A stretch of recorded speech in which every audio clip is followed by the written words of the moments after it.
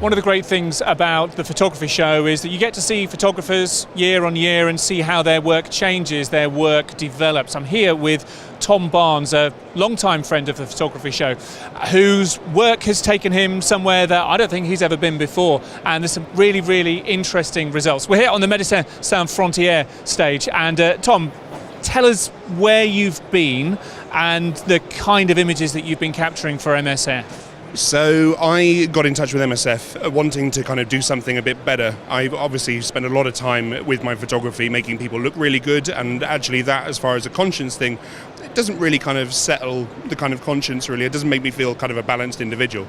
I thought if I got in touch with MSF, I wanted to kind of show some of the amazing work they do. And so I was recommended by a friend and got in touch with them, and I ended up flying out to South Sudan and a refugee camp in Doro. And this is what this series of photographs is, and it was a life-changing experience. Now, your work as a commercial and portrait photographer, in fact, I think one of my headshots is by your good self. I have to mention that. You're usually in very safe environments. You're in your studio, or you're on a location where you have a lot of control over it. Working here in South Sudan is an entirely different place. Tell me how this pushed the limits of you as a professional. I mean, yeah, you're right. Normally I'm in a studio and I've got all the control in the world. You're in a location where I am completely in control of every single aspect.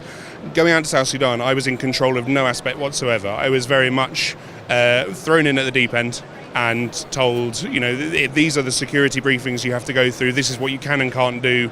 And I suddenly went into Juba in South Sudan, which is one of the most terrifying places I personally have ever been, and it's it's a funny juxtaposition in South Sudan, because Juba for me was a terrifying experience, but then I flew separately up to the refugee camp, and suddenly it's an amazing place. The people are just absolutely wonderful. They're incredibly kind. They're incredibly happy. They're even though they're having this incredible plight kind of thrust upon them, and they're having to be moved because of the war and conflicts and all sorts of stuff, that they are just the loveliest people. So for me it was a real juxtaposition and a bit of a surprise really to be that comfortable actually in the project.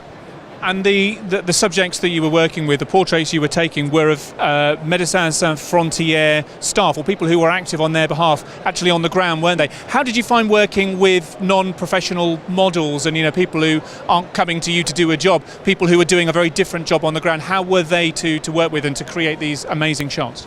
Well, when I got in touch with MSF, I said I didn't want to go out and photograph the volunteers who obviously come out from the kind of Britain and France and Germany. That's been documented thousands of times over, and those guys, not to take anything away from them, they do absolutely truly amazing work.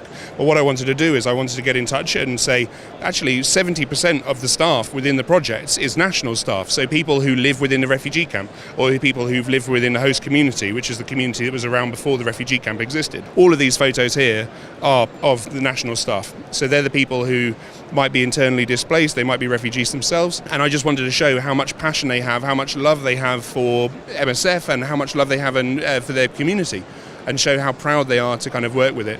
And dealing with people who've never had their photograph taken ever was such a freeing experience. They were wonderful. They were so polite. I'd ask them, I'd say, would you mind having your picture taken? And they'd be like, me? Really, me? You want to take my picture? And I'd be like, yeah, no, I'd love to take your picture. And they were really humbled by that part of the experience. And so getting them to be themselves actually was surprisingly easy. I mean, obviously I had to have various translators and things, but it's remarkable how easy it is to put people like this at ease, really.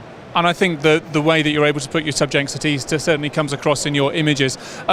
You also went to another area where there's a lot of stuff happening to the borders of Syria, and you were taking images of people who are in hospital who've been victims of the conflict there. Yeah, so we went out to Jordan, and so we went to two projects in Jordan. We went to the reconstructive hospital in Amman, which is one of the world leaders of reconstructive surgeries, run by MSF. It was started about 16 years ago. It's just the most amazing place with just the most complex surgeries, because they have surgeries there that are unlike surgeries anywhere else in the world. They have the scope and the breadth of the different types of wounding is kind of unlike anywhere else on earth. So they have to be able to be pioneering with just some of the most amazing techniques. And so after we'd done a couple of days in that hospital, we went up to the border with Syria, which is called Ramtha. Now that whole border is closed, apart from getting the war wounded out of Syria, and the only time it's open is for Medecins Sans Frontières.